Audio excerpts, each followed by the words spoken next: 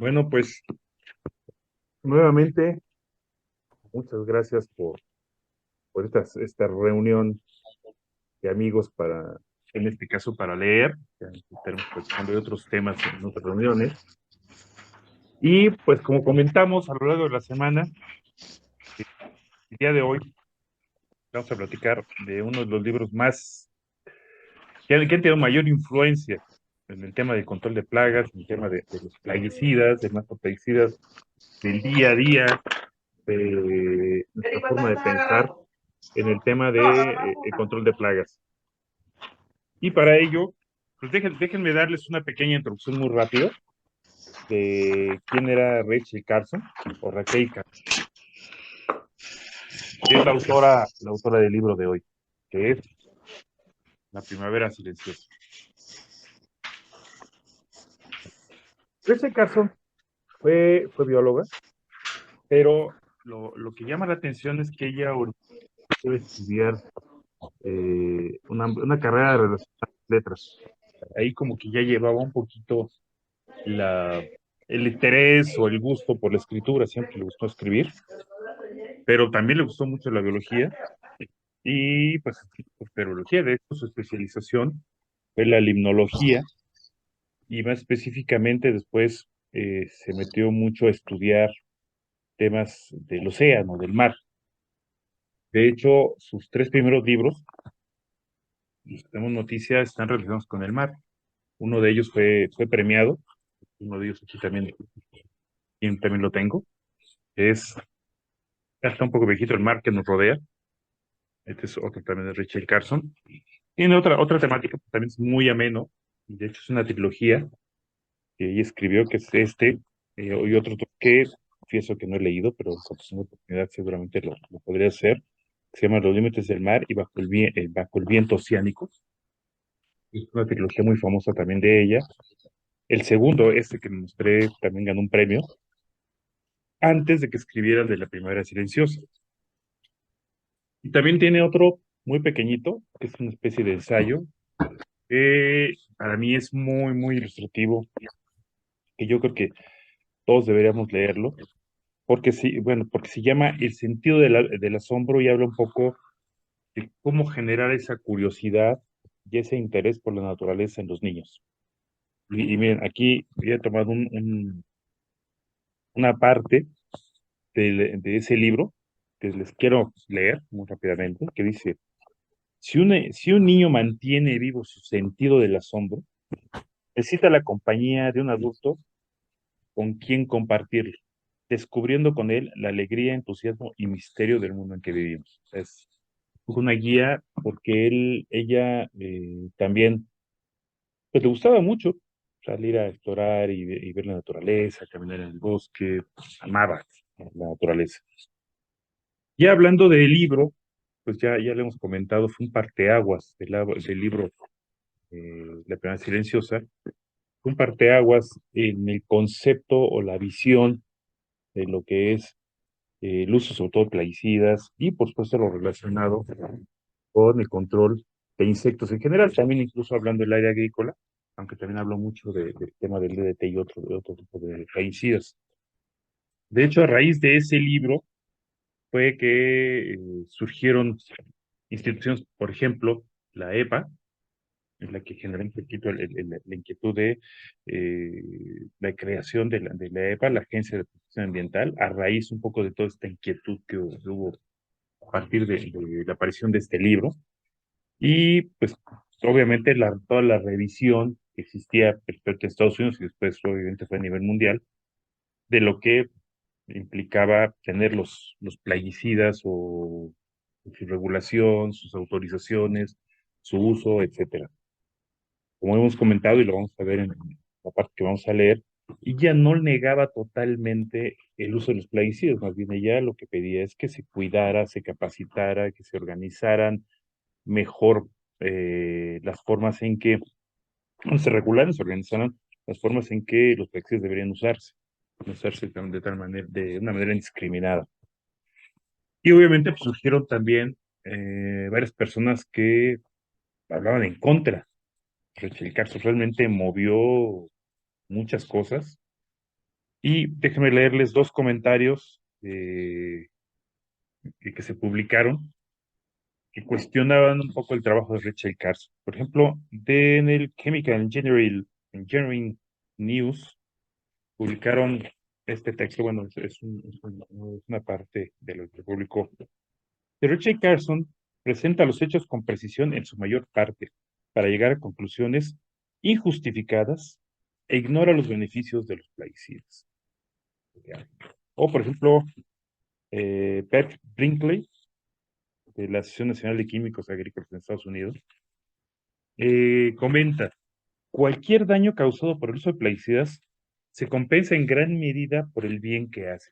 Y creen eso último, a mí me tocó escucharlo de una persona que trabajaba en,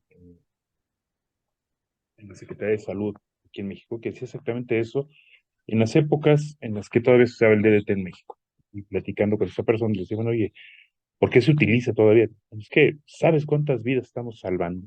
Inmediatamente, era una visión muy antropocéntrica que no podemos culparlos porque a lo mejor sí era un poco la presión y el conocimiento que había en ese entonces, pero la concepción bueno, pues podamos atender varios daños colaterales con el afán de cumplir nuestro objetivo, ¿no? Entonces era la Hugo. percepción. Sí, escucho.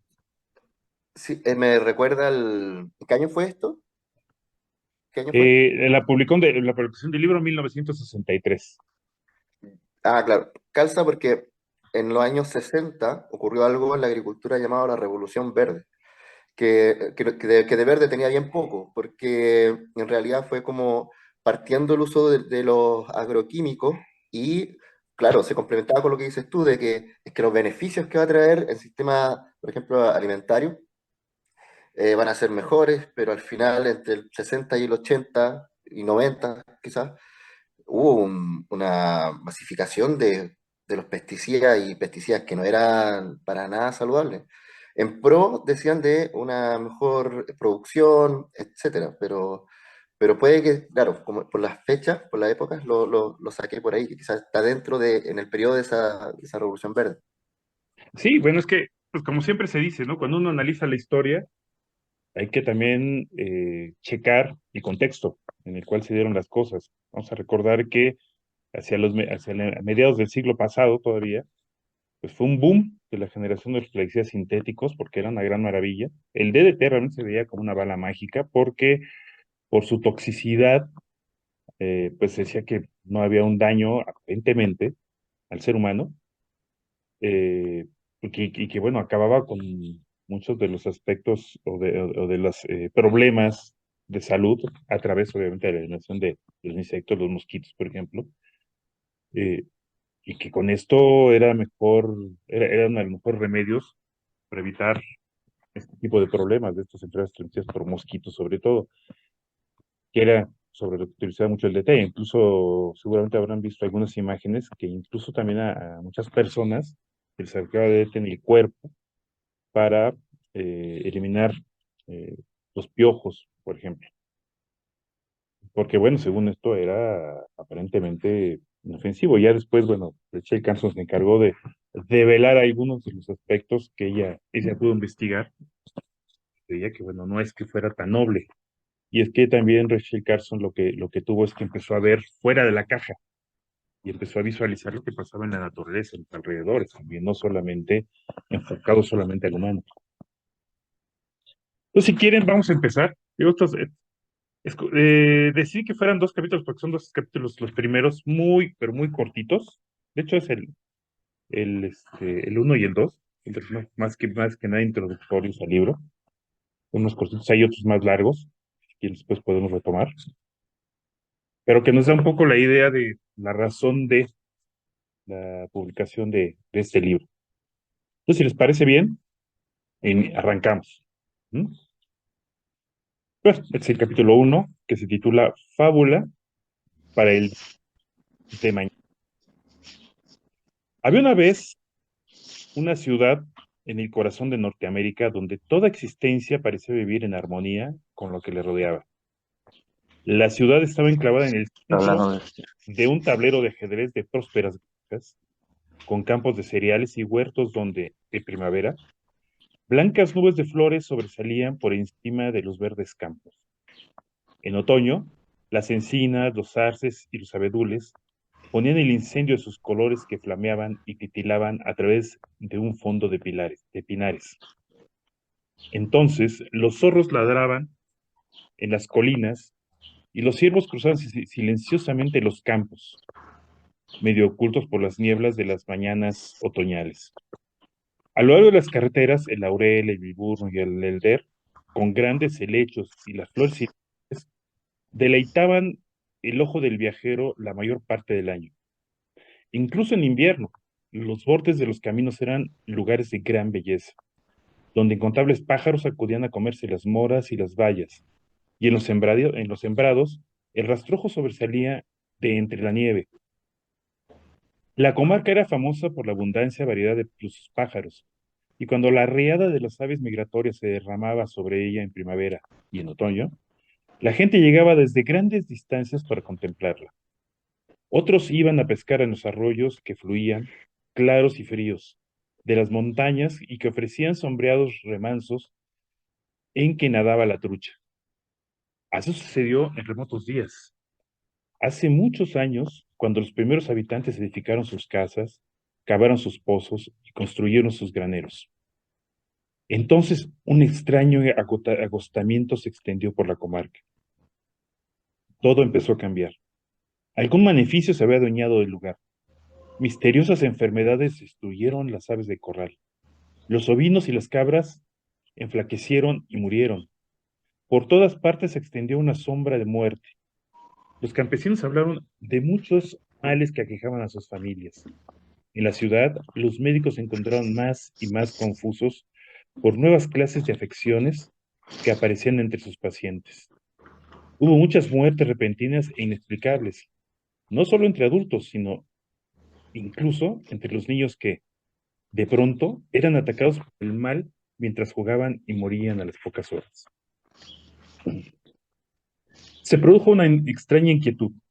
Los pájaros, por ejemplo, ¿dónde se habían ido? Mucha gente hablaba de ellos, confusa y preocupada. Los corrales estaban vacíos. Las pocas aves que se veían se hallaban moribundas. Temblaban violentamente y no podían volar. Era una primavera sin voces. En las madrugadas que antaño perturbadas por todos los gorriones, golondrinas, palomos, arrendajos rojos y otra multitud de gorgojeos, no se percibía un solo rumor. Solo el silencio se extendía sobre los campos, los bosques y los marismas. En las granjas, las gallinas empollaban, pero ningún polluelo salía de los cascarones. Los campesinos se aquejaban de que no conseguían crear ningún cerdo. Las crías eran pequeñas y sobrevivían solo unos cuantos días. Los manzanos echaban flor, pero ninguna abeja zumbaba entre las ramas. Por consiguiente, no habían no habrá traslado de polen y no se conseguía fruto. El borde de los caminos, tan atractivo tiempo atrás, estaba ahora cubierto de vegetación ennegrecida y reseca, como consumida por el fuego. Aquellas también se hallaban silenciosas y desiertos de toda criatura viviente. Incluso los riachuelos se veían sin vida. Los pescadores ya no los visitaban, porque todos los peces habían muerto. En los huecos, sobre los aleros y entre las rocas, un polvo blanco y granuloso mostraba aún algunas manchas. Pocas semanas antes había caído como nieve sobre los campos, la tierra, las rocas y los arroyos. Ninguna brujería ni acción del enemigo había silenciado el rebrotar de la vida en el agustado mundo. Era la gente quien lo había hecho por sí misma. Esta ciudad no existe verdaderamente, pero podría haber tenido miles de duplicados en Norteamérica o en cualquier otro sitio del mundo. No conozco ninguna comunidad que haya sufrido todas las desgracias que he descrito, pero cada uno de esos desastres ha ocurrido de verdad donde quiera, y muchas colectividades han experimentado buen número de ellas. Un ceñudo espectro se ha deslizado entre nosotros casi sin notarse. Y esta imaginaria tragedia podría fácilmente convertirse en completa realidad, que todos nosotros conoceríamos. ¿Qué es lo que ha silenciado las voces de la primavera en incontables ciudades de Norteamérica? Este libro trata de explicarlo. Capítulo 2. La necesidad de sostenerse. La historia de la vida en la Tierra ha sido un proceso de interacción entre las cosas vivas y lo que les rodea. En amplia extensión, la forma física y los hábitos de la vegetación terrestre, tanto como su vida animal, han sido moldeadas por el medio. Considerando la totalidad del avance de las etapas terrestres, el efecto contrario, en el que la vida modifica verdaderamente lo que le rodea, ha sido relativamente ligero. Solo dentro del espacio de tiempo representado por el presente siglo, una especie, el hombre, ha adquirido significativo poder para alterar la naturaleza de su mundo. Durante el último cuarto de siglo, este poder no solo ha sido incrementado hasta una inquietante magnitud, sino que ha cambiado en características. El más alarmante de todos los atentados del hombre contra su circunstancia es la contaminación del aire, la tierra, los ríos y el mar con peligrosas y hasta letales materias. Esta polución es en su mayor parte irreparable. La cadena de males que inicia no solo en el mundo que debe soportar la vida, sino en los tejidos vivos, en su mayor parte es irrecuperable. En esta contaminación ahora universal del medio ambiente, la química es la siniestra y poco conocida participante de la radiación en el cambio de la verdadera naturaleza del mundo, la verdadera naturaleza de la vida. El estroncio 90, liberado en el aire por las explosiones nucleares, llega a la Tierra con la lluvia o cae por sí solo. Se aloja en el suelo, se mete en la hierba o en la cebada o en el trigo que crecen ahí, y de vez en cuando se introduce en los huecos del ser humano, donde permanece hasta su muerte. De igual modo, los productos químicos se diseminan por los sembrados, o por los bosques, por los jardines. Se alojan durante largo tiempo en las cosechas y penetran en los organismos vivos, pasando de uno a otro en una cadena de envenenamiento y de muerte. O se infiltran misteriosamente por los arroyos subterráneos hasta que emergen mediante la alquimia del aire y el sol. Se combinan en nuevas formas que matan la vegetación, enferman el ganado y realizan un desconocido ataque en aquellos que viven en antaño puros manantiales. Como dijo Albert Schweitzer, el hombre difícilmente puede reconocer los daños de su propia obra. Se han necesitado millones de años para engendrar la actual vida silvestre. Eras durante las cuales este desenvolver y envolver y edificar la vida alcanzó un estado de ajuste y equilibrio en su medio ambiente. Y este medio ambiente que transformaba y gobernaba esa vida llevaba en sí elementos que eran tan hostiles como protectores. Ciertas rocas producían radiaciones peligrosas, incluso la luz solar, de la que toda existencia recoge su energía, contenía radiaciones de onda con poder dañino. Con el tiempo no en años, sino en milenios, se ha alcanzado el equilibrio del ajuste vitales, porque el tiempo es el ingrediente esencial. Pero en el mundo moderno no hay tiempo. La rapidez, la velocidad con la que se crean nuevas situaciones y cambios sigue al impetuoso y descuidado paso del hombre más que a la debida marcha de la naturaleza. La reactividad ya no es meramente el producto de la emanación de las rocas, el bombardeo de rayos cósmicos o la luz ultravioleta del sol, que han existido antes de que hubiera cualquier forma de vida en la Tierra. La radioactividad es ahora la antinatural consecuencia del entrometimiento del hombre en el átomo. La química a la que la vida tiene que adaptarse ya no se reduce a ser sencillamente el calcio y el sílice y el cobre y los demás minerales arrancados a las rocas por las aguas y arrastrados al mar por los ríos. Es la creación sintética de la inventiva humana, obtenida en los laboratorios y sin contrapartida en la naturaleza. El ajuste a esta química requería tiempo en la escala de la naturaleza, no solo los años de vida del hombre, sino de las generaciones. E incluso, si por algo milagro algún milagro eso fuera posible, resultaría inútil, porque los nuevos productos en los laboratorios como un río sin fin. Casi 500 anuales se ponen en uso práctico solo en Estados Unidos. La cifra hace vacilar y sus implicaciones son difícilmente comprensibles. 500 nuevos productos químicos a los cuales el cuerpo del hombre y los animales necesitan adaptarse de algún modo cada año.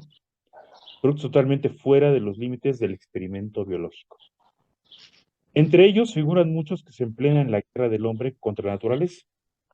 Desde mediados de 1940 se han creado unos 200 productos para matar insectos, destruir malezas, roedores y otros organismos calificados en el lenguaje moderno de plagas, y que son vendidos bajo varios miles de nombres y acepciones distintas. Esos polvos, pulverizaciones y riesgos se aplican casi universalmente en granjas, jardines, bosques y hogares. Productos sin seleccionar que tienen poder para matar todo insecto, el bueno y el malo, para callar el canto de los pájaros y para inmovilizar a los peces en el río, para revestir las hojas de una mortal película y para vaciar el terreno, aunque el pretendido blanco sean tan solo unas cuantas. ¿Puede alguien creer posible que se extienda menos sobre la superficie de la Tierra sin que resulten inadecuados para todo ser viviente? No deberían llamarse insecticidas, sino biocidas. El total proceso de su aplicación parece cogido en una espiral infinita. Desde que el DDT fue difundido para su uso corriente, se puso en marcha un conjunto de fases sucesivas en las que pueden hallarse elementos cada vez más tóxicos.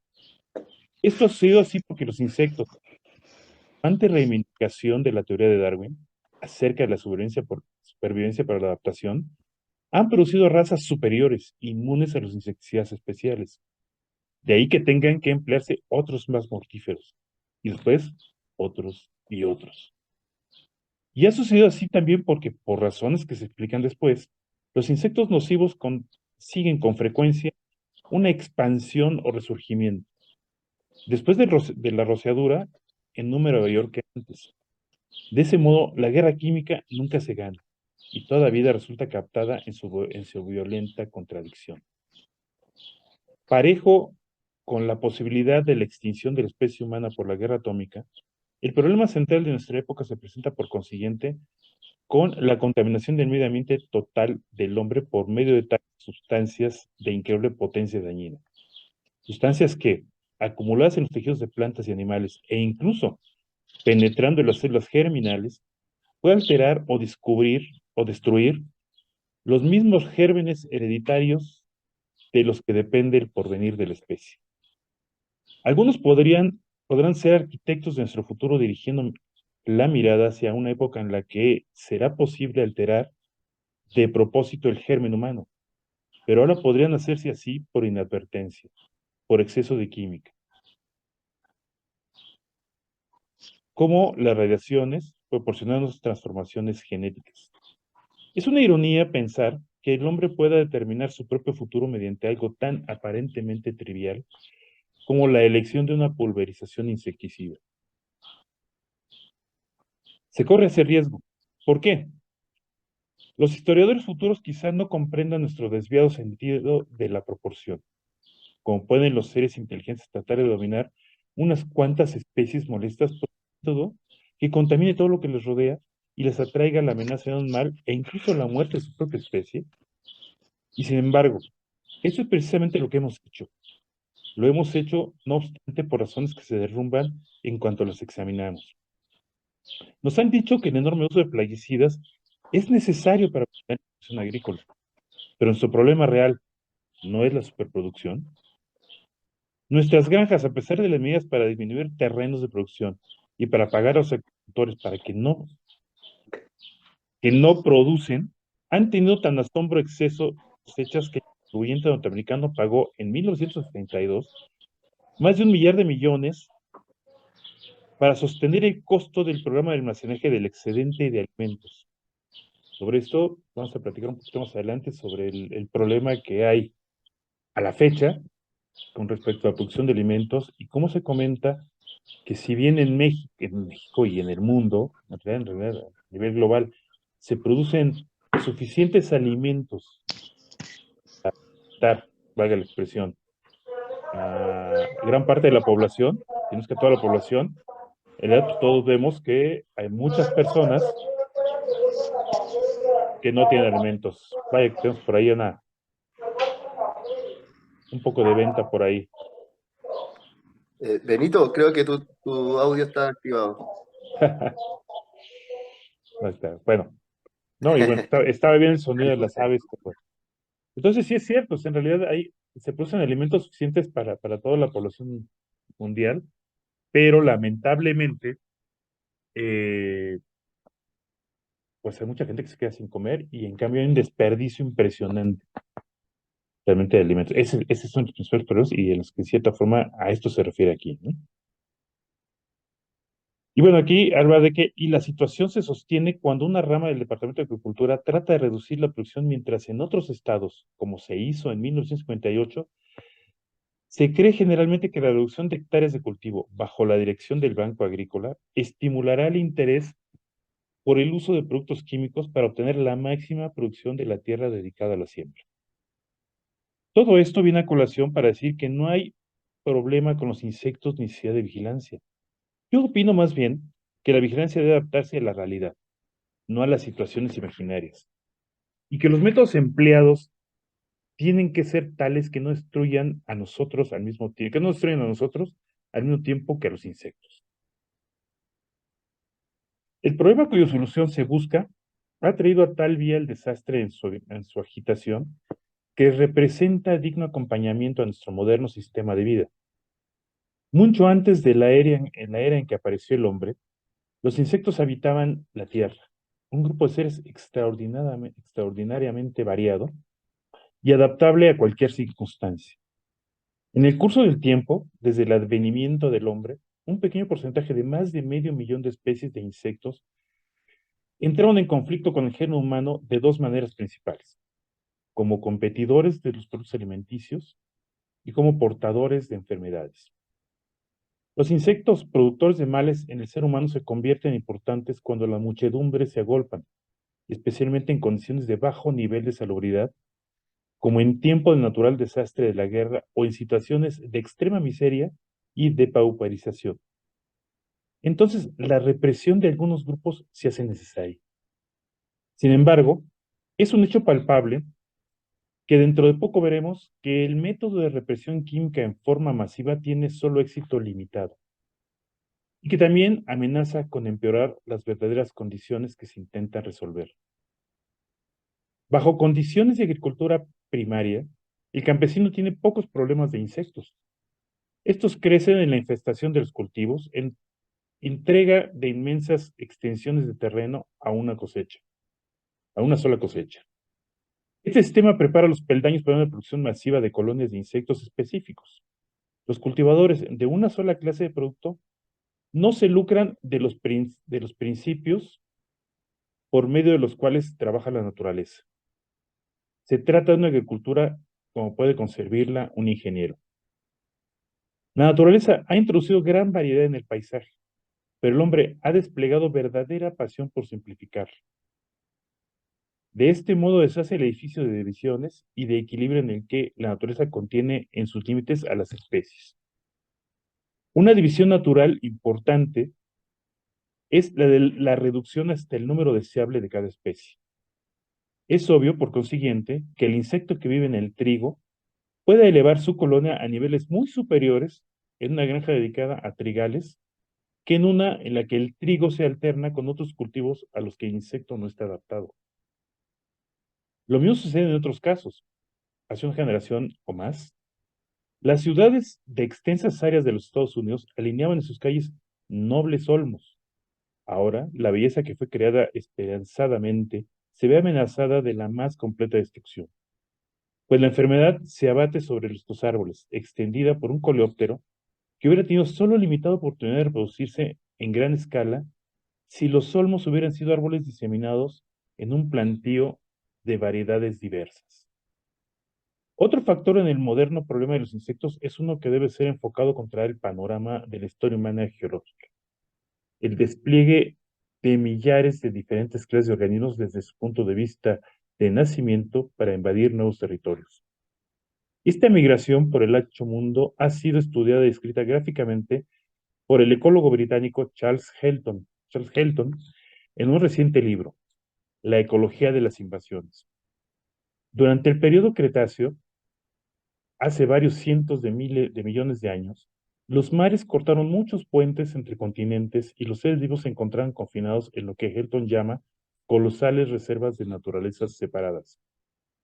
Ahí, aislados de otros de su especie, desarrollaron muchas otras variedades. Cuando algunos precedentes de los macizos terrestres volvieron a unírseles, hace unos 15 millones de años, estas variedades empezaron a trasladarse a nuevos territorios en un movimiento que no solo está en progresión, sino que ahora recibe considerable ayuda por parte del hombre.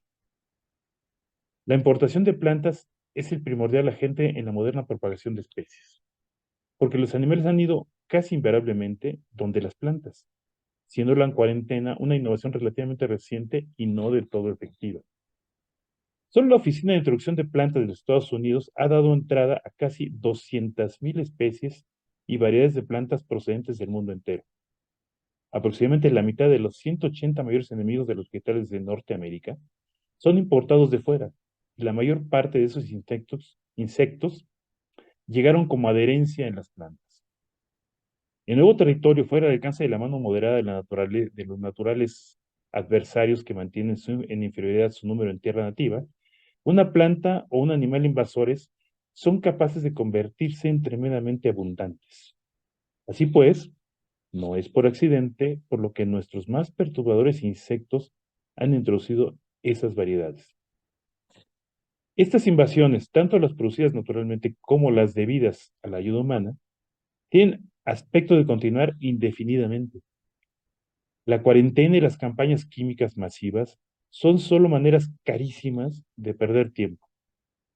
Según el doctor Hilton, estamos enfrentados con necesidad a vida o muerte, no solo de encontrar nuevos métodos técnicos de supresión de esta planta o de aquel animal, sino que necesitamos el conocimiento básico de la población animal y sus relaciones con el medio ambiente, lo que proporcionará el equilibrio y reducirá el explosivo poder de las erupciones y de las nuevas invasiones. Gran parte del conocimiento necesario es ya valioso, pero no se hace uso de él. Instruimos a ecólogos en nuestras universidades e incluso los empleamos en oficinas gubernamentales, pero rara vez aceptamos su consejo. Permitimos que caiga la mortal lluvia química como si no hubiera otra alternativa, mientras que de hecho existen muchas más, que podrían ser de pronto halladas si se trabajase en tal sentido. Hemos caído en un estado de mesmerismo que nos hace aceptar como inevitable lo inferior o perjudicial, como si hubiéramos perdido la voluntad o la visión de la demanda de lo bueno. Tales pensamientos, según las palabras del ecólogo Paul Shepard, idealizan la vida permitiéndole tan solo que saque cabeza fuera del agua, unos centímetros por encima de los límites de tolerancia de la corrupción de su propio medio ambiente. ¿Por qué hemos de tolerar una dieta de venenos flojos, un hogar con insípidos alrededores, un círculo de relaciones que no son por completo nuestras enemigas? El ruido de motores con solo la suficiente disminución para impedirnos la locura. ¿Quién puede querer vivir en un mundo que únicamente no es del todo fatal? Y sin embargo, tal clase de mundo está gravitando sobre nosotros. La cruzada por crear un mundo químicamente esterilizado y libre de insectos parece haber engendrado un celo frenético por parte de muchos especialistas y la mayor parte de las llamadas oficinas de control. De cualquier modo, es evidente que los que están comprometidos en operaciones de pulverización ejercen un poder verdaderamente cruel. Los entomólogos reguladores funcionan como perseguidores, jueces y jurados, asesores de impuestos y recaudadores y jefes de la policía para reforzar sus propias órdenes, dice el entomólogo Connecticut, perdón, brevé un poco, de Connecticut, Neely Turner. Los más fragantes abusos no hayan represión tanto en las oficinas federales como en las del Estado.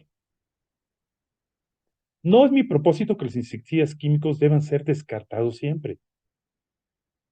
De lo que estoy en contra es de haber puesto potentes productos químicos ponzoñosos, sin discriminación, en manos de personas total o casi completamente ignorantes de su poder dañino. Hemos subordinado enormes cantidades de personas al contacto con tales venenos, sin su consentimiento y con frecuencia sin su conocimiento. Si la Carta de Derechos no contiene garantías de que un ciudadano sea protegido contra sustancias letales distribuidas bien por personas particulares o bien por empleados públicos, es seguramente porque nuestros antepasados, a pesar de su considerable sabiduría y previsión, no podían concebir semejante problema. Estoy en contra, asimismo, de que se permita que estos productos químicos sean usados con poca a ninguna investigación previa de sus efectos en las cosechas, en el agua, en la vida animal y en el propio hombre. Las generaciones futuras difícilmente perdonarán nuestra falsa preocupación por la integridad del mundo natural que sostiene toda vida. Poseemos todavía un conocimiento muy escaso del alcance de tal amenaza. Estamos en una era de especialistas. Cada cual considera su propio problema e ignora y no transige con el engranaje en el que está ubicado. Es, asimismo, una era dominada por la industria que se arroga el derecho de conseguir un dólar a cualquier precio.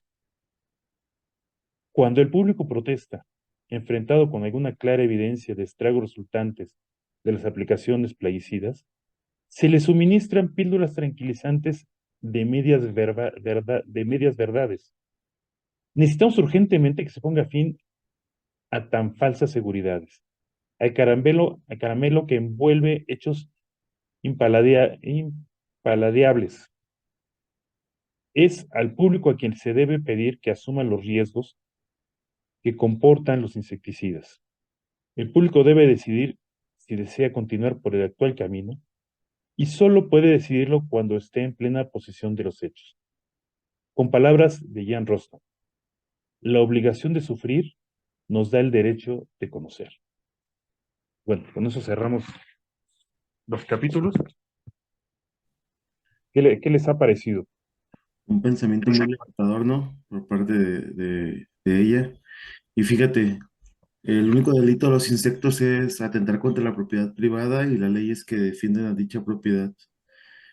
Fíjate, el consiguiente, de hecho, los propietarios emprenden demasía todo, la propiedad del todo. O sea, los dueños de los sembradíos, los dueños de las empresas, casi siempre pues buscan su propio beneficio, ¿no? Por encima del de cualquier persona, así afecten a la naturaleza, afecten a los consumidores de los alimentos, o produzcan tanto alimento que quizás prefieren dejarlo ahí que se pudra a que alguien lo consuma, ¿no? A no tener una ganancia. También es cierto, también es cierto. No, y si lo revisamos, Rachel Carson aquí retoma un poquito lo que es, lo que hemos discutido en otras ocasiones, el tema del MIP y cómo bueno, ella lo menciona, se ignora el efecto benéfico que puede implicar aplicar otras medidas que no tienen que ser precisamente las medidas químicas, ¿no? O sea, en realidad habla, por ejemplo, habla del tema del mal del olmo, que fue un tema muy comentado, de un escarabajo descortezador, que fue todo un caso en Estados Unidos, o de los cultivos. Pues, cuando hay monocultivos es más fácil que haya plagas que cuando hay una alternancia. Y bueno, aquí en nivel urbano, pues, no se diga. Simplemente el poder manejar mejor el medio, que además, irónicamente, está más en nuestras manos todavía, porque vivimos ahí, podría reducir en gran medida la presencia de muchos insectos y, bueno, en general, todas las plagas, que hablo en realidad de todos, hablo también de roedores y otros más, que están causando los daños, ¿no? Así que, pues ella misma lo dice, realmente el daño lo estamos haciendo nosotros mismos, Mm. realmente. Y ella no Le está en cuento. contra. Sí, dime. Sí, no, es que darle un dato que era con respecto a lo que les comentaba anteriormente de la Revolución Verde, Así es. ya que inició en los 70, ¿cierto? Y está en casillas justo en la época Y, y busqué aquí un artículo y dice así breve, cortito, dice, entre los años 60 y 80 en los Estados Unidos empieza a usarse el concepto de revolución verde para definir el aumento de la producción agrícola que se estaba dando en el país y que más tarde se extendería a otros países del mundo. ¿Ya? O sea, nosotros ya sabemos las consecuencias nombradas también por la autora en el libro, ¿cierto? De este aumento en la producción agrícola.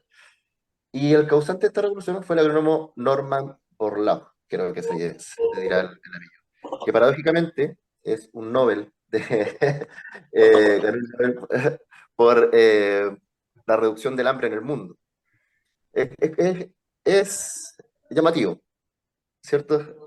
Sí, Es llamativo y, que y- sabiendo que después, o sea, es como que el remedio, que en este caso fue mucho peor que la enfermedad, una cosa así.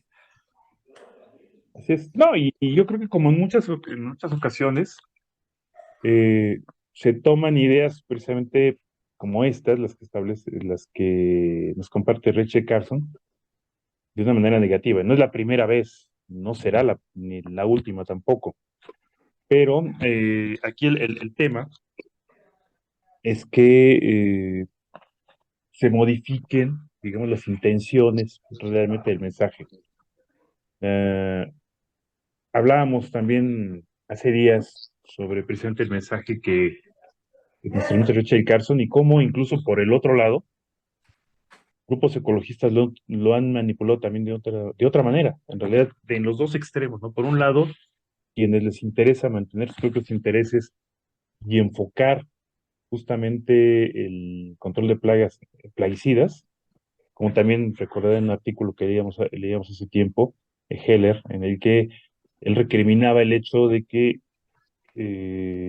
una de las razones por las que el mismo no se utilizaba era porque la capacitación, por llamarle así, normalmente de los controladores de plagas, era principalmente enfocada al uso de productos y no a realmente generar esa cultura del manejo del ambiente. Entonces, era la razón porque el mismo MIP, Ujú. quien daba cursos de MIP, en realidad daba cursos de cómo aplicar tal o cual producto. Y todo lo demás, si se llegaba a mencionar, era así como que de paso y a lo mejor a raíz de una pregunta. Y estamos hablando que eso viene desde, ya lo estamos viendo aquí, de Richard Carson, en 1963, cuando se publicó el libro, pero también ya la inquietud venía desde antes. Ella lo que hizo fue un poco recalcar, ¿no? Todo lo que ella había estado observando, los problemas que había detectado en su trabajo como bióloga y su preocupación, ¿no? Con los daños que había observado y haciendo una especie de eh, visión a futuro, que pues no está tan alejada de la verdad. Pues ahí es donde a nosotros, como dentro justamente de esta industria, creo que tenemos una responsabilidad. Benito, ¿tenías un comentario? Te veo con la mano levantada. Sí, sí.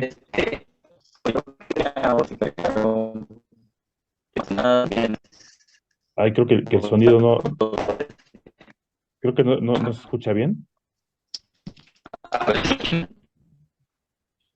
A ver, creo que no se escucha bien. No se escucha bien. Estoy cortado. Se corta un poco. Quizá, quizá por el internet, quizá.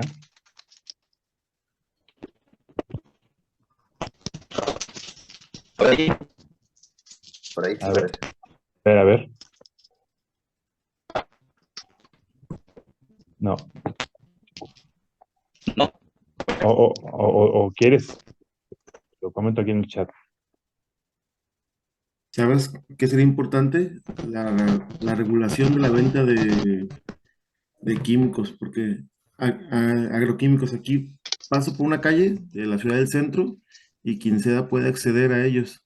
Solo llegas y, ¿sabes qué? Pues tengo una planta y que tiene gusanitos, ¿y qué más tiene? Y así, ah, pues te recomiendo esto, y ya la gente sin, nada más dilúyelo en tantos litros de agua o ni siquiera les dicen, nada más ponle esto, lo dicen, y ya la gente va, no saben cómo aplicarlo, qué medidas tomar. Supongo que así es en otros países, igual, ¿no? Nada más llegas, compras y lo aplicas. Acá sí se da también en las tiendas de insumos agrícolas también, imagínate. Si son peligrosos los de urbano, imagínate una agrícola que muchas veces la agrícola es un cc por litro, claro, un cc por litro, Sí, en relación a la toxicidad que tiene eso, o sea, y te lo venden así, tome.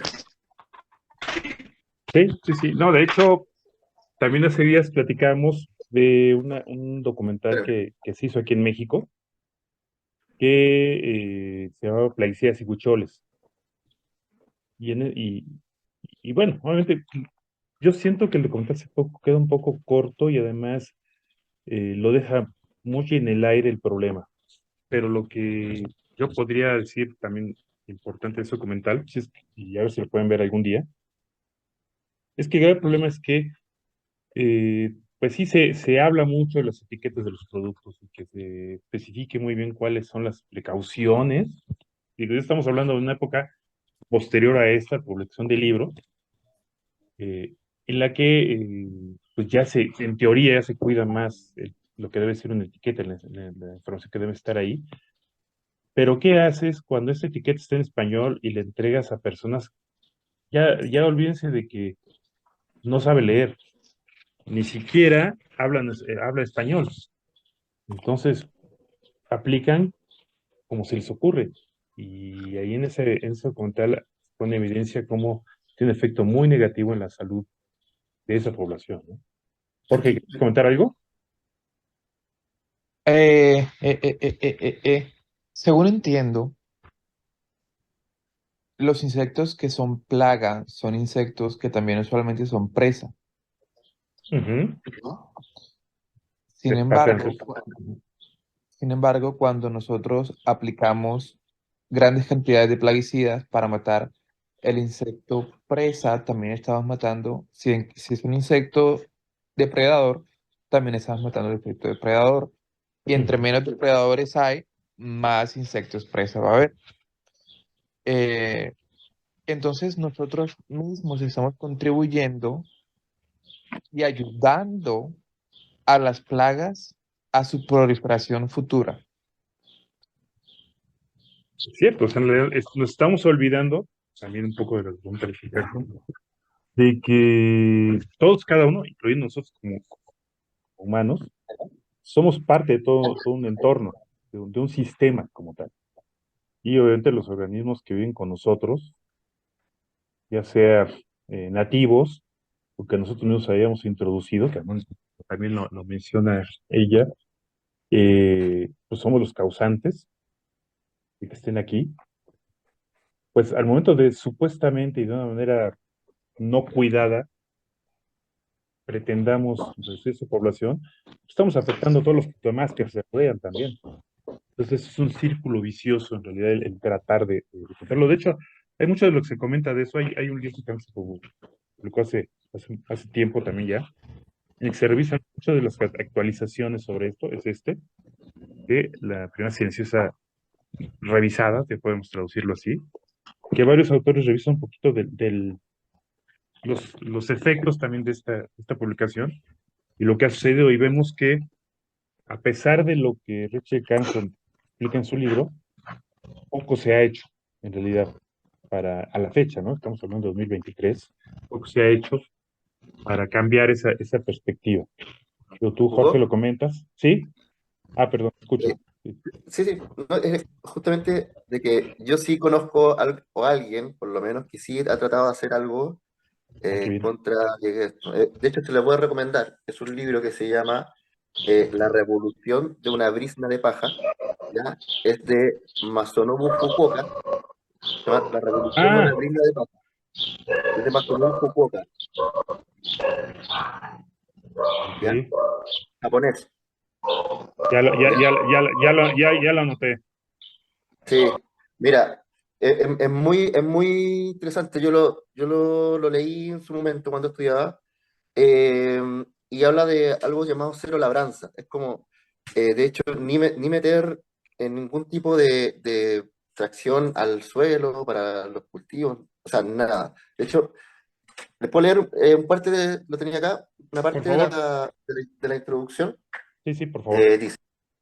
Dice, cerca de una pequeña aldea de la isla de Shikoku, el sur de Japón, Masanobu Fukuoka ha estado desarrollando un método de agricultura natural que podría llegar a invertir la inercia degenerativa de la agricultura moderna. La agricultura natural no necesita maquinaria ni productos químicos y muy poco de cervaje, desmalezado, digamos.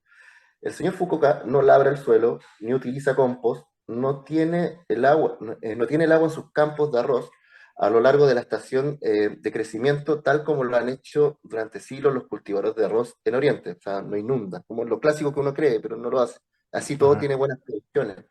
Entonces dice, el suelo de sus campos no ha sido labrado desde hace 25 años. Voy a revisar de qué año es el libro. Y sin embargo, sus rendimientos se equiparan a los de las explotaciones japonesas más productivas. Su método de agricultura requiere menos labor que cualquier otro, no causa contaminación, no necesita combustibles fósiles. Cuando empecé a oír la palabra del señor Fukuoka, era escéptico. ¿Cómo podía ser posible obtener altos rendimientos cada año con cultivo de arroz y cereales de invierno, simplemente esparciendo la semilla por sobre la superficie del campo sin labrar? Tenía que haber algo más.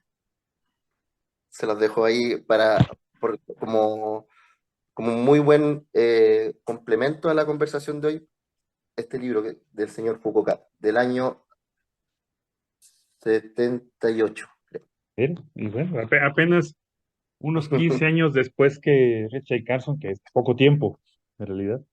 Y miren, esto que comentas, también de la mano con lo que mismo la misma Richard Carson incluso menciona en capítulos posteriores, eh, habla un poco de que hay veces hay cierta polarización en estos temas. Y ya lo comentábamos.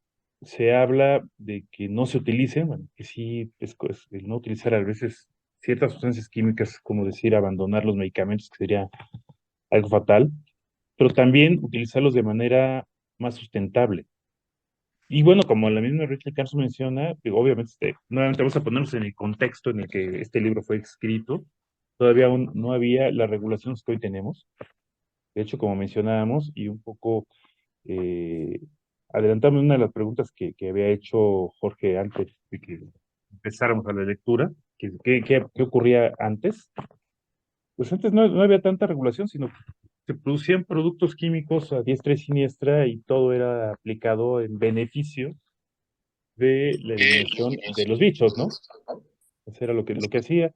Y ya con la aparición y toda la inquietud que generó este libro, pues empezaron a establecer regulaciones, que es lo ideal, pero que estas regulaciones se respeten, que se cuiden.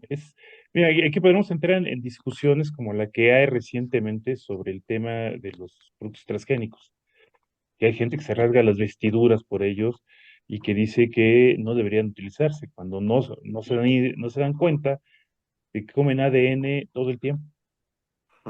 Y hay muchos productos que gracias a la producción transgénica los tenemos.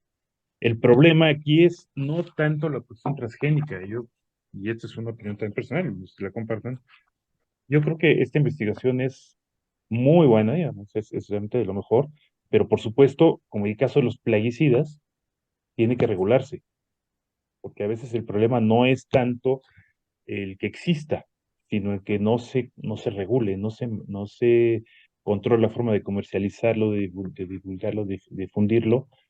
Porque si bien yo platicando presente con algunos colegas, en este caso, así como con los plaguicidas, el problema no es tanto el que la gente resulte afectada o pueda fallecer, o mucha gente, o se enferme, o le produzca cáncer, e ingiere un alimento transgénico, que eso no está demostrado y no ha ocurrido, como el hecho de que, por un lado, su presencia o la producción transgénica genere una falta de control en la aplicación de plaguicidas, ahí sí, y que sí ocurre.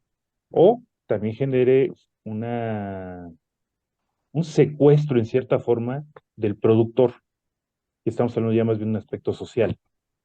no tanto un aspecto de que la gente se va a morir por comer algo transgénico. No, eso a nadie le ha ocurrido. Esos también son mitos que debemos quitarnos de encima, pero sí regular. Otro, otro, L- otro mito, perdón, Hugo, otro Dime. mito es que o sea, se suele confundir la transgenia eh, con la hibridación, que son cosas, son manejos distintos que al pensar de que sale una semilla de cierta cruza genética, que al final es intercambio de genes, intercambio entre polen y, ¿cierto?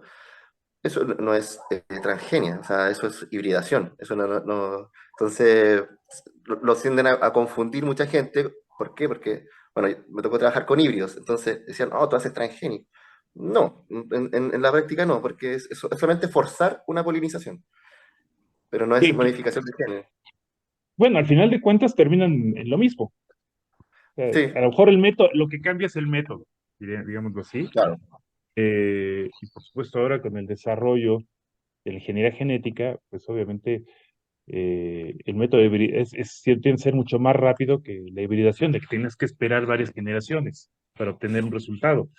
Los métodos transgénicos es casi inmediato después que tienen las pruebas, ¿no? Pero por lo exactamente. mismo, se tiene que regular. O sea, no es negativo y nadie se muere realmente por comerse un cultivo transgénico o un híbrido, realmente. El problema es que se visualice, y el mismo MIP sí lo establece, los temas que tienen que ver no solamente con la producción, sino también el aspecto social y el aspecto económico.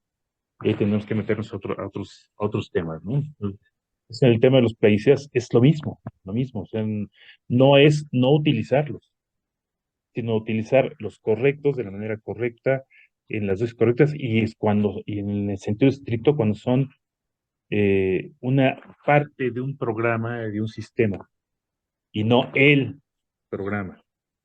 Esa era la diferencia, ¿no? Jorge, ¿quieres comentar algo?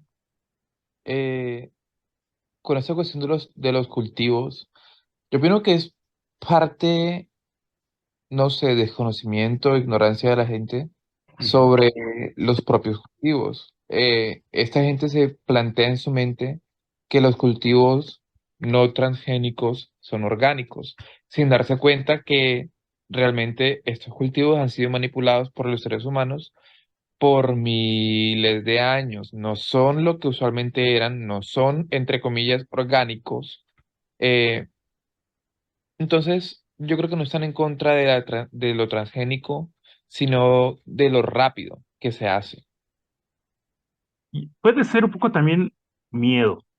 Y yo creo que este miedo, aquí tendríamos que entrar a otro de los grandes problemas de nuestra era, es la famosa posverdad y los fake news y todo este tipo de cosas, y cómo la gente basa sus juicios en lo que lee en las redes sin analizar. Entonces, eh, naturalmente, muchas de las personas que están en contra de la tecnología tienden a ser más ruidosos y por lo tanto se leen más y se ven más. Y como la gente no tiene la información a la mano, que ahí esa es la parte en la que yo culpo a la parte académica, a la parte científica, que ya lo hemos comentado, a veces en la parte científica podemos llegar a ser muy soberbios y no transmitir de manera más cercana a la población el conocimiento y todo se queda encerrado. Entonces, sí, ahí yo creo que es una culpa compartida de todos. Por un lado, el gran escándalo de quienes sí se hacen oír, aunque sea a gritos, que normalmente tienen poco conocimiento técnico y científico, y que aquellos que los tienen no lo comparten, no lo hacen de la manera que la gente lo comprenda. Entonces la población está entre la espada y la pared. Normalmente tiende entonces pues, a tomar las decisiones en la poca información que tiene disponible. Y normalmente la poca información que tiene disponible está enfocada a la radicalización de ese pensamiento, ¿no? De esa percepción. Entonces yo creo que eso es eso es lo malo. Entonces yo creo que también parte de lo que nosotros podemos hacer dentro del gremio es ayudar a comunicar todo este tipo de información a los clientes, a la persona que nos rodea, a nuestras comunidades, de una manera muy aterrizada. Yo creo que eso sería lo más importante para eliminar el miedo. El miedo se deriva normalmente de la falta de conocimiento. Dice una frase, más menos, dice algo así como que eh, la ignorancia es la madre del miedo, o algo así dice la frase. Y yo creo que aquí se aplica muy bien. El temor que tiene la gente a los transgénicos, a la tecnología, a la ciencia, porque no se comunica la ciencia también muchas veces como es debido, los resultados. Y obviamente quienes quieren aprovecharse de, de esa ignorancia manipulan la información científica. Ya lo hemos discutido en los grupos, de ahí surgen los grandes gurús, los grandes grupos supuestamente que ofrecen soluciones mágicas o maravillosas, etcétera. Muchas veces no es que mientan, dicen lo que realmente es, pero parcialmente o verdades a medias, manipuladas para que la gente lo interprete de otra forma. Y llevándolo a este tema de control de plagas, y regresando al punto de Rachel Carson, ella desde ese entonces lo está visualizando de esa manera, que, como insisto, y ella lo dice, no está en contra del uso de los plaguicidas, sino que está en contra de que se ponga en manos de gente inexperta y que no se comunique a la población realmente de lo que se está haciendo. Eso es de lo que está en contra, no del uso en general. A ver, ¿sí? ¿Quieres a contar algo bonito? A ver si tu micrófono ahora nos ayuda. Sí, claro, yo digo que Ahí está. más que nada esto yo digo que es conciencia, vamos a hablar del tema químico, ¿va? Desde la adquisición, o sea, si adquirimos productos, por decir, altamente tóxicos, ¿sí? Y pudiendo haber otros, no tan tóxicos o no tan agresivos, yo pienso que el tema inicia desde ahí, porque si vamos a aplicar el famoso DDP, pudiendo aplicar otros que sean más sanos, vamos a decirlo así, entre comillas, pues pienso que sería lo más obvio, lo más recomendable y lo más pues sano en este caso, tanto para uno como para el cliente. Exacto, exacto. Y utilizarlo solamente cuando es necesario, ¿no? O cuando es necesario también, Se solamente. parte por conocerlo, o sea, se parte por conocerlo, saber que existen más alternativas que. Muchos, claro, tiran lo que conocen y el espectro quizás mayor de productos que pueden encontrar. Entonces, o muchas veces dicen, no, es que este verde no mata tanto como este otro que es rojo. Lo digo de una forma súper básica, sí, pero a veces se entiende así y no, o sea, cada insecticida tiene que estar dentro de su plan de manejo, o sea, y en el punto donde que tiene que estar y de la dosis y todo. Entonces, eh, como dice Hugo, lo importante es saber y saber lo que se está haciendo. Ujú. Y a veces, O la muchas verdad, veces, sí, escucha, perdón. Sí, sí, sí. digo, o muchas veces ni el uso de plaguicidas es necesario, como lo que comentamos el otro día, ¿se acuerdan? Cuando el Jorge estaba en su plática, que pues con modificaciones que se hagan en el domicilio es más que suficiente, pues, para evitar que entren. Así es, así es, así es.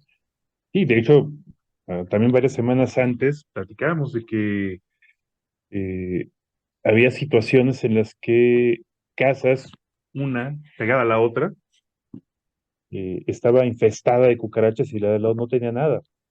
Y lo que no tenía nada, uno podría pensar, bueno, es que seguramente está bañada en insecticida y no, realmente tampoco, ni un gramo.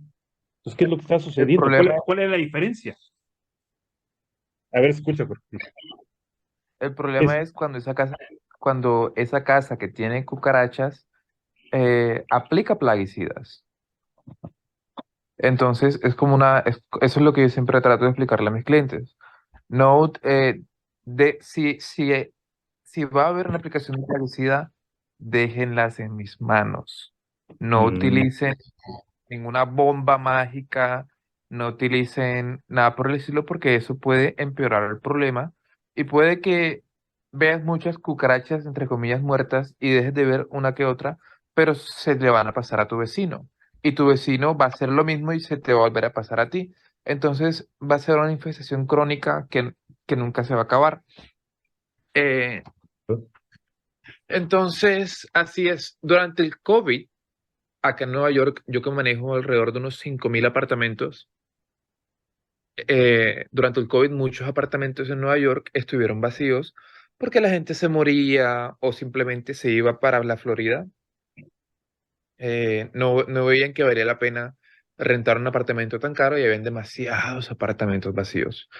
Al estar vacíos, hay ciertos mecanismos en los inodoros que tienen agua almacenada. Esa agua, no sé si se evaporaba o qué le pasaba a esa agua, pero entraban cucarachas americanas y se almacenaban ahí. Entonces me tocaba ir a un gran número de apartamentos porque tenían de repente una infestación de cucarachas americanas. Sin embargo, mi secreto es que yo nunca apliqué un solo plaguicida en esos apartamentos. Ujú. Fui, hice la inspección, verifiqué que no habían huecos ni entradas. eh, Teníamos repuestos extras para colocar en los filtros y los inodoros simplemente bajarlos, coger una escoba, recoger las cucarachas muertas y para afuera. Y ¿Listo? y se solucionaba el problema. ¿Qué le decía yo a las personas de mantenimiento? Por lo menos cada semana, si hay cucarachas muertas, recójanlas y bajen el inodoro. Santo remedio. Durante el COVID para cucarachas americanas no apliqué ni un solo plaguicida. Mira. Ahí está, y es modificación del medio, hábitos, cultura, y a veces yo creo, ustedes, ustedes platíquenme, que a nivel de los profesionales que se dedican a esto, ustedes que lo son, a veces hay un poquito de miedo, ¿no? De decirle al cliente eso, porque mi hipótesis es que temen que ya no sean necesarios. ¿No? Si yo le digo a mi cliente que haga esto para evitar las plagas, pues ya no me va a contratar.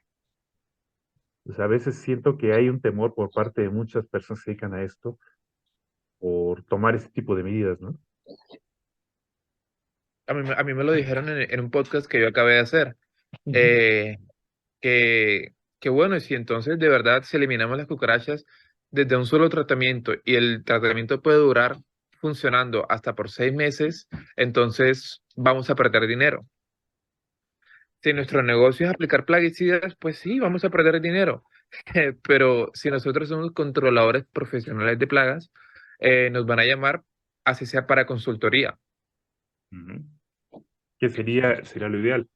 Platicaba que también en una entrevista que me hicieron hace tiempo, de allá de Argentina, les comentaba que yo creo que ya había llegado el momento de que el controlador de plagas dejara de utilizar el aspersor tan frecuentemente y convertirse más en asesor, tal cual. Entonces, eso yo creo que haría que, bueno, el negocio cambiaría totalmente, se vería mucho más profesional, mucho más consciente con sus clientes, con la naturaleza. Y bueno, en realidad podríamos pensar que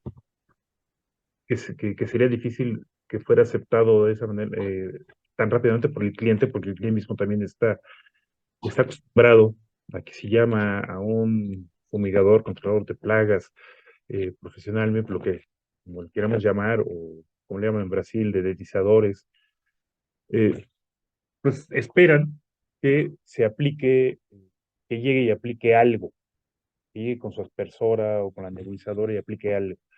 Entonces yo creo que este cambio de cultura obviamente va a llegar mucho tiempo, pero tiene que empezarse, tiene que hacerse en favor de ambas partes, ¿no? De todos incluso, y que el cliente empiece a darse cuenta de realmente cuál es su participación. También recordarán que hace tiempo platicábamos en el chat sobre que qué tan culpable puede ser el cliente de no tomar las medidas que nosotros podemos recomendarle. Discutíamos, bueno, también somos también cargamos nuestra culpabilidad, porque a veces nosotros mismos no comunicamos debidamente esas acciones, ¿no? Un poco lo que comentaba yo hace un rato de la culpabilidad que tiene el sector académico de no comunicar debidamente la urgencia de regular este tipo de cosas o el conocimiento que se va generando y de donde derivan tantos mitos Pues en este caso es lo mismo. Con nosotros mismos también en su día a día es posible que no estemos comunicando debidamente pues, lo que las personas en sus departamentos, en su industria, la industria de alimentos, deben hacer y, no, y sigan viendo el control de plagas exclusivamente como llegar y matar bichos. Eso yo creo que es uno de los graves problemas. ¿Cómo ven? A ver si. Ahora estoy a punto de dar por finalizado a un cliente por lo mismo, por no tomar los consejos que uno le da. Entonces, después te está llamando que tiene una emergencia, ¿entiendes? O ve que el tratamiento funciona, te lo suspende un par de meses y uno le dice, no, tiene que tener una constancia. Y no, y al final después vuelven. Y no, ahora decidí eh, finalizar ahí esa relación comercial, yo creo, y esta semana, porque no, si no después, ¿qué va a pasar? O sea, es un local, un restaurante. Va a llegar gente a su local, pueden ver algún problema relacionado con plagas, y ¿qué van a hacer? Lo primero que van a hacer, ver qué vale la empresa que le está prestando el servicio. Y ahí no quiero parecer... Fíjate, eso que como mencionas también tiene mucho que ver con lo que hablamos hace rato. Está bien interesante porque hasta en la forma que tenemos que trabajar, debemos tener cierta conciencia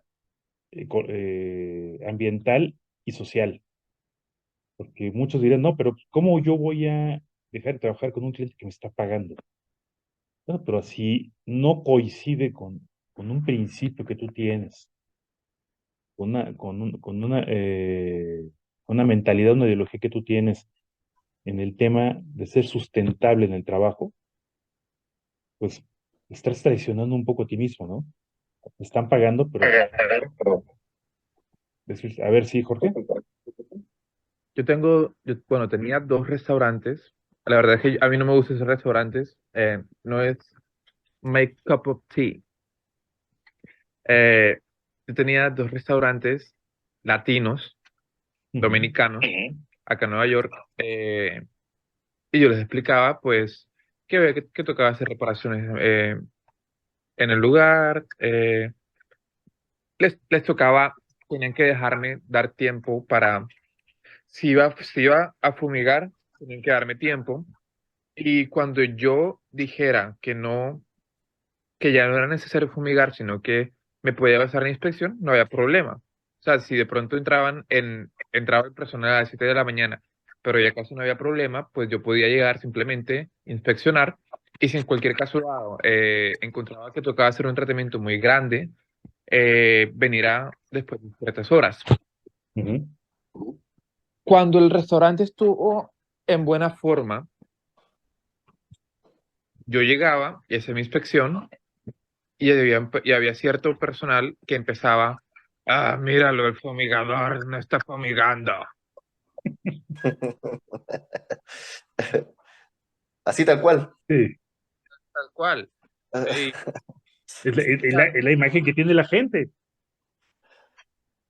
o sea, era un nivel alto de ignorancia, por más que yo le comunicaba eso al dueño del gerente, pues, y lo peor es que les cobraba barato. Les cobraba barato porque una vez solucionado el problema, no me tocaba hacer tanta cosa. Yo no estoy de acuerdo con la gente que cobra un servicio caro la primera vez y quiere seguir cobrando el mismo servicio caro toda la vida. No, si por ese servicio te tocó pagar $200, digamos, por un tratamiento extensivo, ¿por qué le quieres seguir cobrando al cliente los mismos $200 mensuales una vez el tratamiento? Y fíjate que yo también tiene mucho que ver con la mentalidad nuevamente que se tiene sobre este negocio. Justamente en el evento que tuvimos en Monterrey la semana pasada, platicando con el controlador de plagas, me decía que todavía hay mucha gente que se dedica a esto, que cuando le hablan de un remedio o de una solución eh, prácticamente total del problema de plagas, dicen, es que eso no me conviene, no me conviene ese tipo de soluciones, porque si no, pues, ¿qué vendo? De verdad, siguen pensando de esa manera. no me conviene eliminar a todas las cucarachas, porque si no, ya no me necesitan, ¿y qué vendo? Yo creo que es una mentalidad un poco estrecha lo que se llega a tener, porque entonces uno se vuelve cómplice de la plaga, si lo vemos de esa manera, y cómplice de muchos de los problemas que vienen. Entonces, pues estamos engañando al cliente, Claro. honestamente. Como Y todo eso del cómplice de la plaga. Ese, lo voy a tener como un apodo para cierto. ¿Lo vas a adoptar? Ok. Pero es que sí, El- honestamente, honestamente así trabajan todos. Y yo creo que no está bien. Sí, sí, lo he visto, lo he visto, lo he visto. Sí, sí, total sí. es que yo dejé de hacer ese cliente, yo sencillamente renuncié a él. No vale no vale la pena mi estrés. Eh, y sin embargo, hace 3 días me escribió, oye Jorge, ¿cómo estás? Ta, ta, ta, ta, ta, ta. Lo que pasa es que yo tengo otro restaurante en Manhattan y me gustaría que lo inspecciones, porque va a haber una, ¿cómo se dice? Una inspección de la ciudad y necesito, yo creo que ya tienen control de plaga, pero ¿a quién está llamando? Por Porque, salir del paso, por cumplir nada más. Claro, pero sin embargo yo no voy a hacer ningún control de plagas ahí, yo voy a ser cliente, no, pero si me llama para asesorías, yo con mucho gusto puedo identificarle cuáles son los problemas. Y es que así es como uno se tiene que vender. Ujú, ujú, ujú.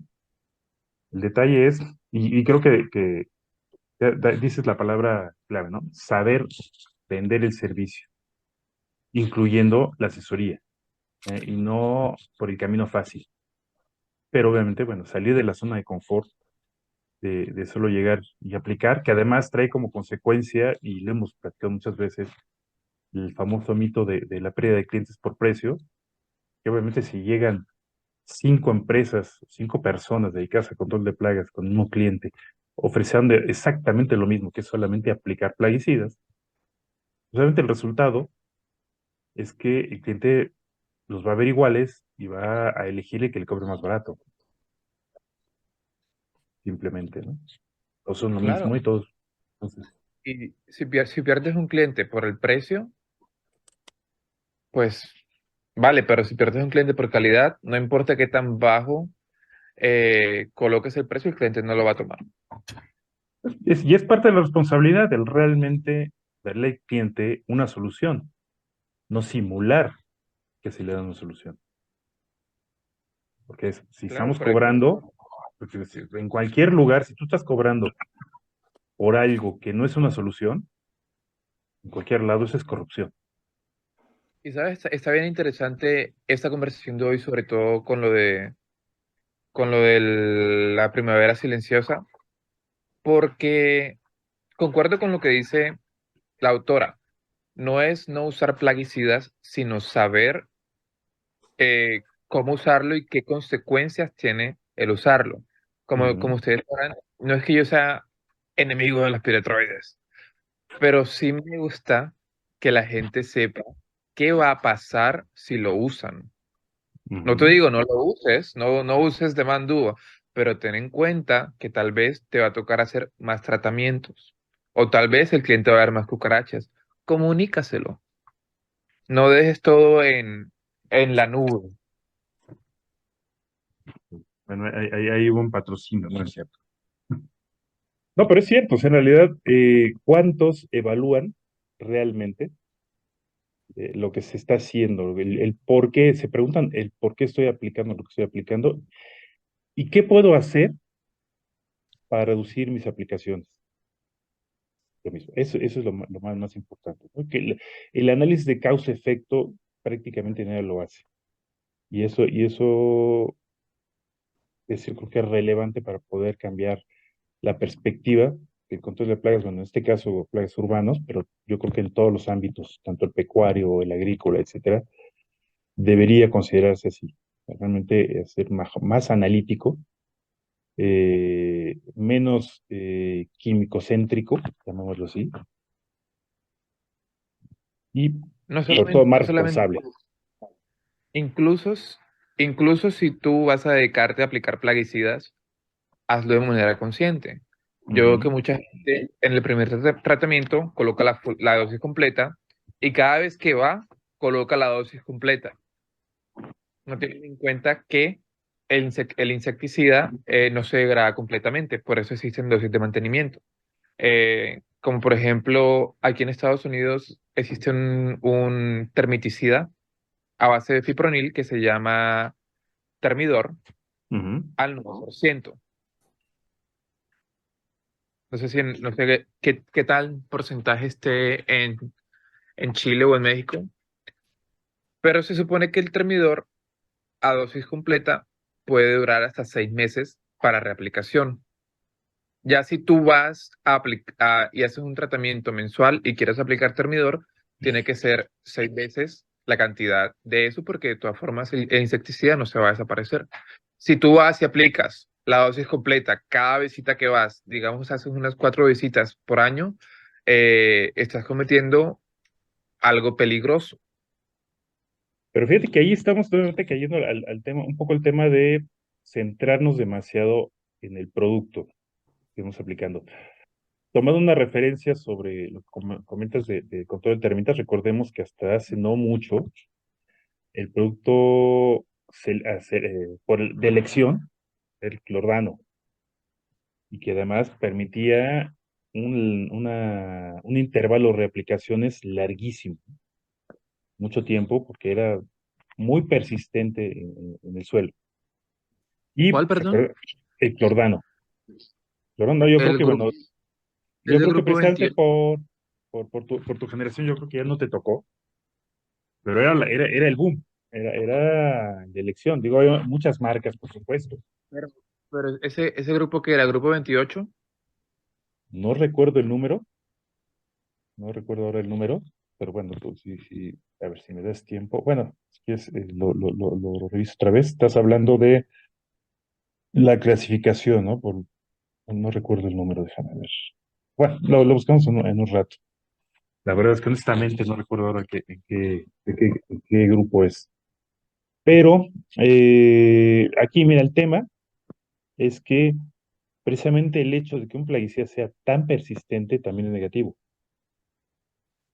Por dos razones. Uno, el tema de los residuos. Por ejemplo, el libro habla mucho del DDT, pero el tema también de que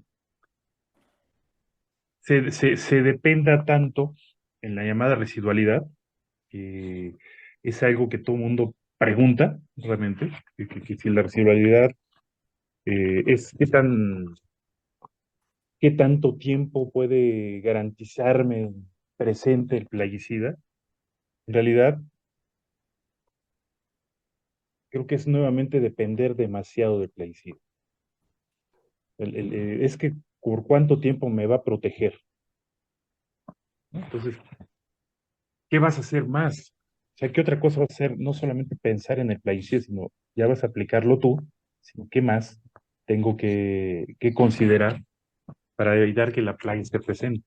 Pero veamos, por ejemplo, los cambios que está habiendo ahora en Europa, que se restringe, por ejemplo, la inyección ya de plaguicidas en el subsuelo para el control de termitas. Y hay cambios a ese nivel. ¿Y cómo se trata ahora la termita ya? Pues hay ya diferentes técnicas. Por ejemplo, está tomando mucha fuerza el tema de los usos de los cebos, por ejemplo.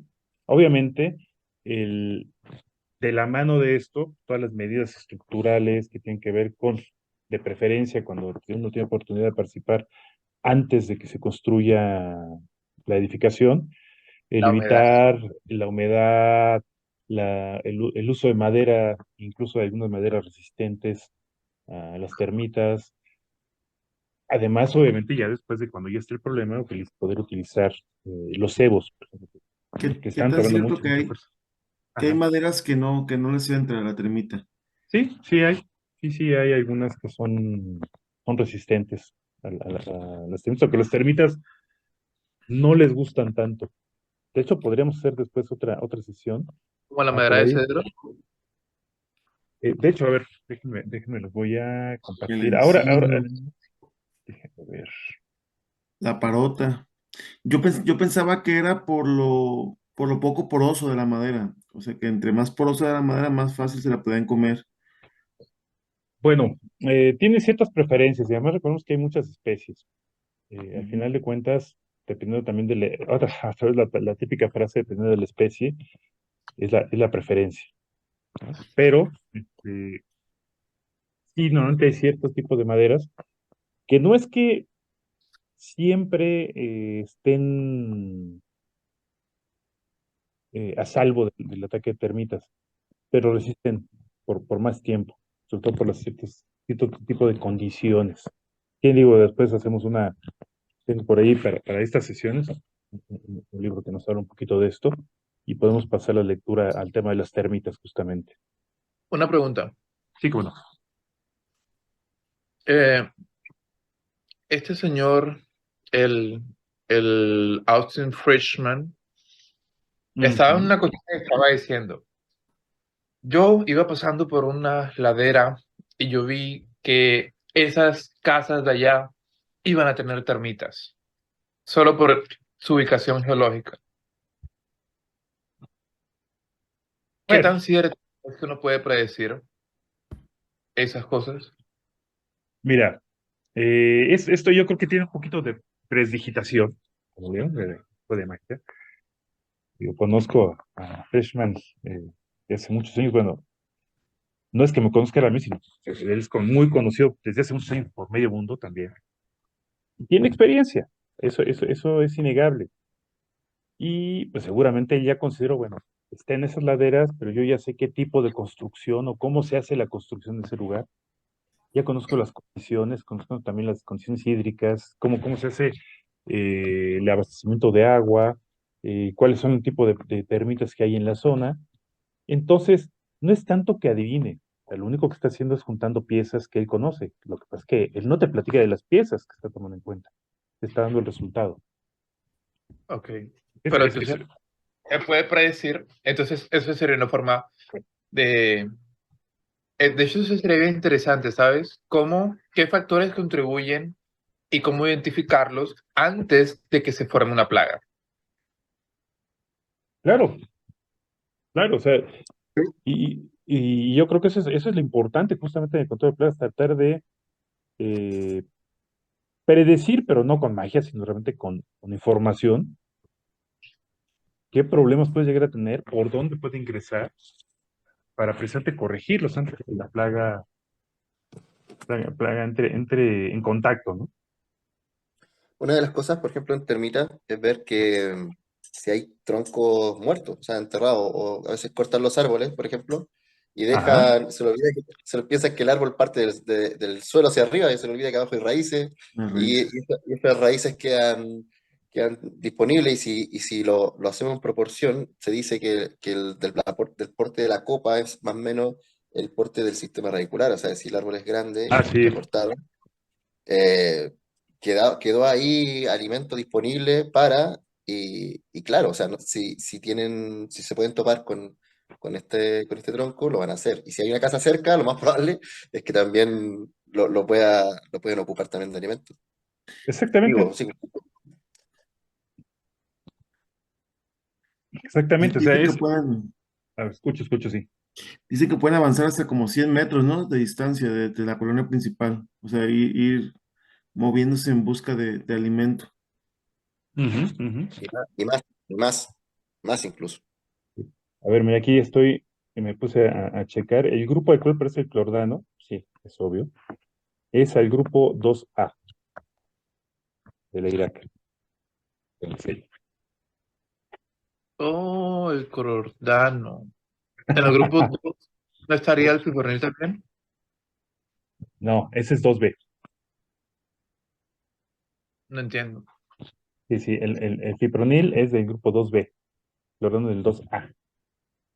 Pero, pero en sí, ¿cuál es la diferencia Bueno, mira, de eso ahorita ya nos estamos desviando un poquito del de- topic? del, del topic. Si quieren eso lo metemos sobre el tema de resistencia, manejo de resistencia, también vale la pena. Y si no, aquí nos vamos a largar demasiado, que de por sí ya nos pasamos media hora del plan. ¿Sí? Y de hecho, para ajustarlo a la hora, voy a tener que a lo mejor, ahora que salimos de todo el tema, lo corto un poquito para dejarlo en la hora. Y si quieren, lo programamos después o para otro. Y De bueno, acuerdo. pues sí, sí, digo, sobre todo para respetar los tiempos que hemos comprometido, ¿no? Para no alargarnos demasiado. Yo creo que aquí lo cerramos. Yo creo que aquí podremos hacer una pausa aquí. Y me gustaría que a lo mejor nos compartieran, quien quiera, algunas conclusiones sobre este libro, sobre el mensaje que nos deja Richard Carson en su libro La Primavera Silenciosa. Bueno, obviamente solamente leímos el inicio, falta todo lo demás. ¿Qué les deja un poquito? ¿Qué piensan al respecto?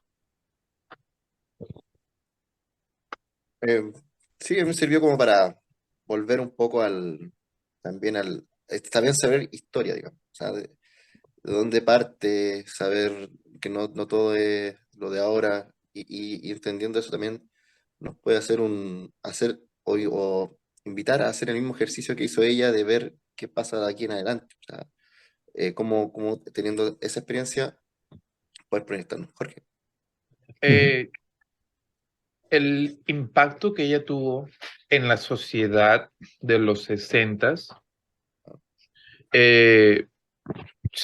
tuvo su buen impacto y fue tan poderoso que se vio reflejado en legislaciones.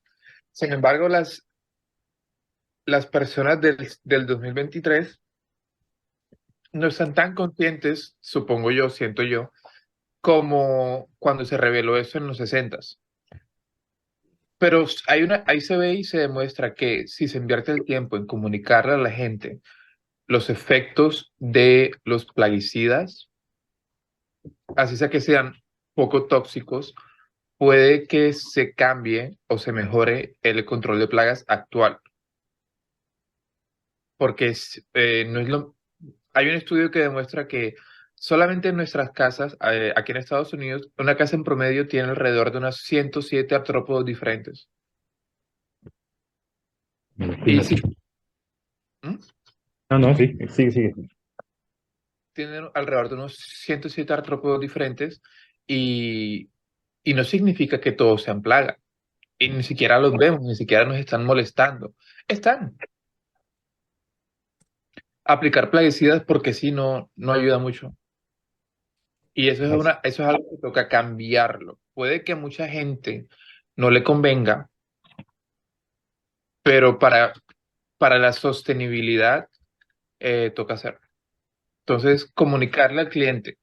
Yo tengo la hipótesis de que en vez de vender control de plagas tanto, podríamos empezar a enseñarle, perdón, a nuestros Ujú. clientes cómo inspeccionar por ellos mismos.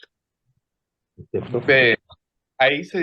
Ahí nos llamarían muchísimo más rápido para controlar la plaga. Eh, Hay gente que simplemente ve cucarachas dos o tres y dicen no son plagas. Sin embargo, no saben que si inspeccionan de la forma correcta, como nosotros lo hacemos, puedan encontrar zonas de agregación y arreglarlo antes de que sea demasiado tarde.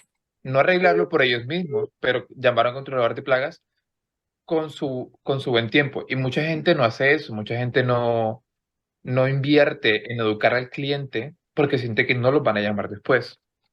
Eso Es que verdad. es cierto. Es Es verdad. cierto totalmente. Sí. ¿Alguien más? ¿O algún otro comentario?